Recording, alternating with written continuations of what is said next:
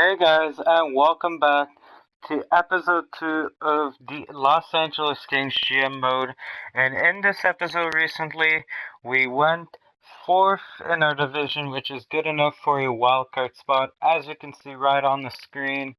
And I was I wasn't too sure what to do, but I mean, now I know that I do want a top line winger for that first line to play alongside a Kopitar and Toffoli.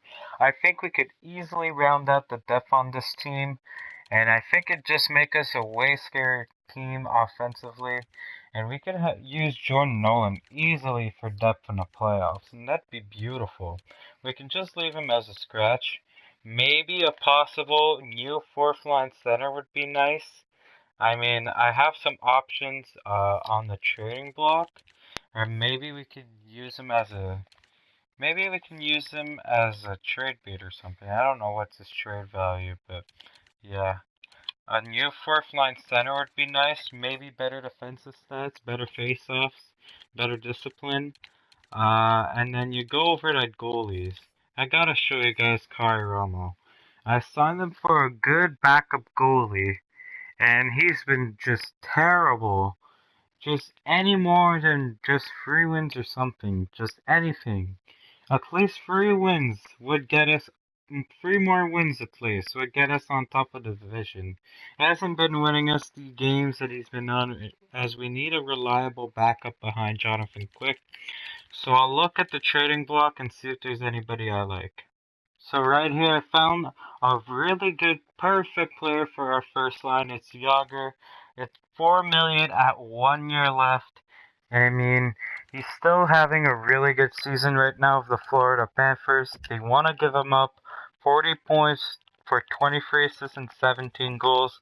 I mean, there is that Suk, but he has a more expensive contract that we probably wouldn't really afford. And I have some other trades up for sleeve that I want to do to help out our playoff run. Cronwall was also there from what I saw, but the term and Zetterberg, I just didn't want to keep on with those terms. But they'd be perfect at like 1 year left, definitely. We could afford them easily. So Yager, we're gonna figure out a trade and then I'll see you guys then. So I trade. You probably can't see it, but I traded. I'll just go over here. Uh, I traded. Let me go over here. Yeah, I traded Chaz Redekop, high AHL top 2D at 20 years old. I didn't think we really needed him going forward. We have a bunch of defensive prospects. And if I go down, I don't know where he is. Crap, I'll look at defensemen. Yeah, Zach Leslie, 22 years old, high HL top 2D. He wasn't really growing anyway, and we didn't really need him going forward, so I was fine with giving him up. And we gave up a 4 from this year. I think it's a solid deal for Yager, as they'll help out our playoff run. We also have Vernon Fiddler right here. I really like him for the fourth line because he has way better defensive stats than Andreoff does, way better discipline, so he's going to be staying out of the penalty box a lot more. I think he's more physical than Andreoff. He's just better rounded defensively, physically, and just maybe better a little bit offensively. I don't know, but I just like Vernon Fiddler because he's more all around. And I would like to keep Andreoff for depth coming into the playoffs. I don't think he'd be too happy, but I mean, I shouldn't be really too worried about morale, let's be honest. You look at Andreoff, I mean, Fiddler has a better all-around shot, just better. Oh, Andreoff's way better physically. I was wrong about that, but that doesn't really matter. I think that's what brings us overall up. But I think I really wouldn't be opposed to doing this. I mean, the New Jersey Devils get a way better younger center, and we just need one right now. We won't really need him for the future, so Andreoff or Fiddler, yes, that went through. So right here, yes, I'm kind of overpaying for Enroth here, but we need a backup goalie. We have Kari Roma right here, which they want.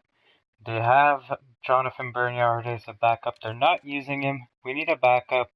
We have the 2 fourths, Kevin Poulin, and a 5th. Let's see if they'll go through. No. So maybe instead, I don't want to pay too much. Maybe I might look at other options. Schmalz and Fred. They want Schmalz. I'll put him in. If they want him instead. Oh, it goes through. Welcome Jonas Enroth to LA once again as he returns for his second stint after coming back here, or after leaving in the off season. Here we go. So here's our new look team. We got Jaromir Jagr on the first line with Anze Kopitar and Tyler Toffoli. Then you got Salmon, Carter, Gaborik on new look second line. Pearson down to the third line. I mean, he is listed as one. And he hasn't really impressed me, so I'm gonna just put him on the third line. I wish I could get some growth out of him, but I don't know if he really grows anymore. But then you got Nick Shore and Cal Yarncroc, the Beast. Kyle Clifford, Vernon Fiddler, and Trevor Lewis. Then you got Jake Muzzin and Drew Doughty, Braden McNabb, Alec Martinez, Derek Forbert, and Justin Schultz. Then you have Jonathan Quick and Jonas Enroth. Yeah, I'm gonna go ahead and sim to all the way to the end of the season and see how we do. So ever since we traded for Jagr, we started off hot in the first 5 games, as we have gone 4-1. Then we have went on a 5-game winning streak, and we lost. I mean, we're winning a lot of games, but after the trade deadline, things have started to be a little shaky. We win 1, then we win 2. We win 1, then we win 2. Then we'd win 1 and win 2, but at least we got the point there. Then we'd win 1, and then lose. But after, in the end, in April, we won some games through the end, which helped us clinch the playoffs. I think we just kept fighting and fighting, and here we are. But the bad news is, as you can see right here, we didn't win the division, but it's not a big deal. We made the playoffs. Just sucks that we lost it to the frickin' Sharks. Our goddamn rivals, out of all people. Then we're gonna go here to team stats right here. Let's see. So the St. Louis Blues and the Pittsburgh Penguins. Ooh, interesting. I wonder and they're tied on regulation plus overtime wins, so I'm not sure how exactly it goes. I think it goes by wins or overtime losses, or I don't know, but you guys could let me know. I don't know. So we got the Los Angeles Kings at number 7. Let's see what we ended up for goals for. We still ended up ish in the top 4, even with the or in the top 10. I mean, even with the addition of Jaromir Jagr, and we were the second best offensive team. So I think that's what kept us holding the entire goddamn year. And goals against per game, second in the NHL. I like that though. I really do. And our power play, not a top 10 power play, but just right outside the top 10. So I think we could maybe change up our power play a bit to make it better. I mean, I did change it, but I mean, that's fine. Right here, you got the penalty kill, 81%.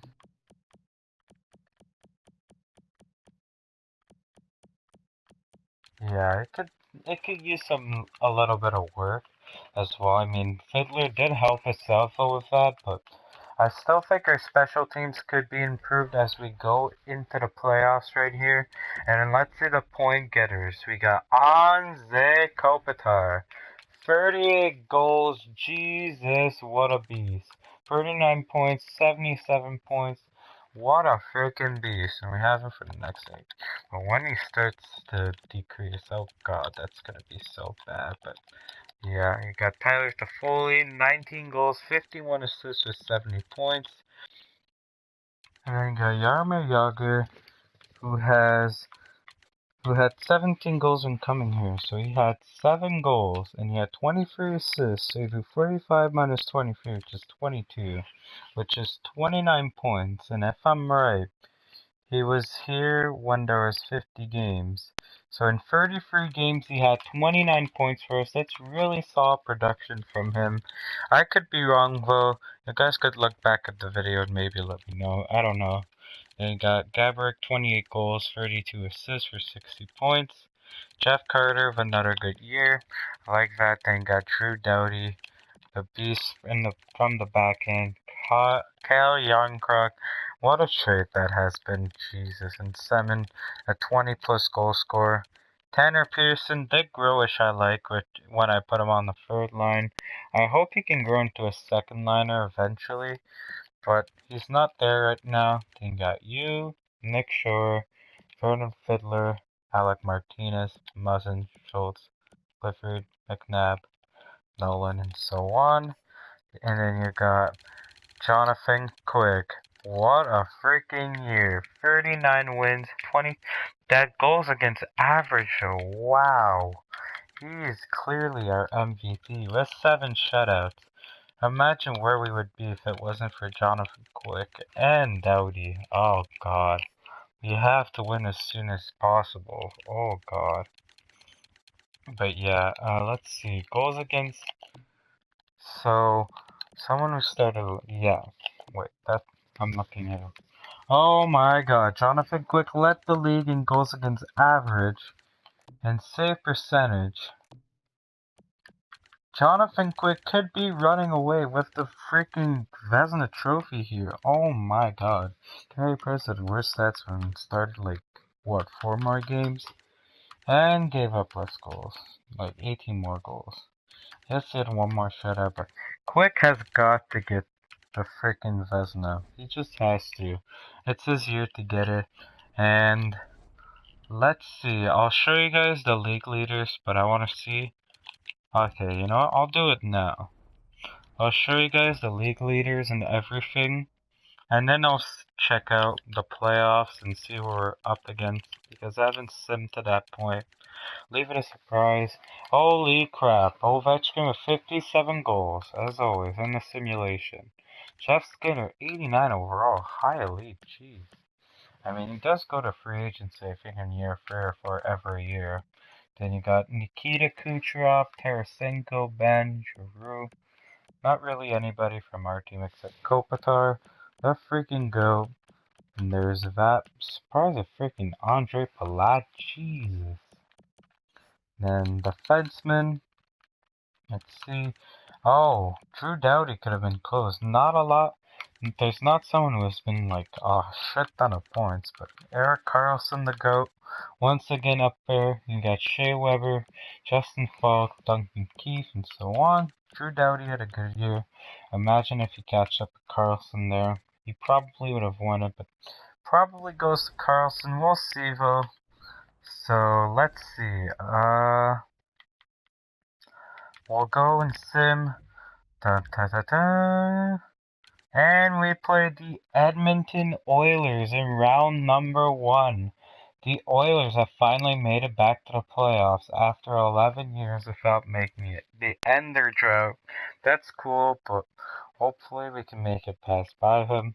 So you got the Sharks against the Ducks, the Kings against the Oilers, the Blues against the Wild, the Predators against the Avalanche, the Lightning versus the Canes there in the Eastern Conference, the Leafs versus the Habs, the Penguins versus the Sens, and then you have the Capitals versus the Flyers, which should be an interesting playoffs. But anyway, if you guys enjoyed the video, we are going to be doing round number 1 and 2. We're going to do the entire playoffs. What am I saying? Doing the entire playoffs in one video. The next video, as we will be back for the next episode. So if you enjoyed the video, please leave a like and please subscribe if you want to see more of this. I'm starting to upload more often now, and I'm definitely getting dedicated to it. So I'll see you guys in the next video. If only I could turn back.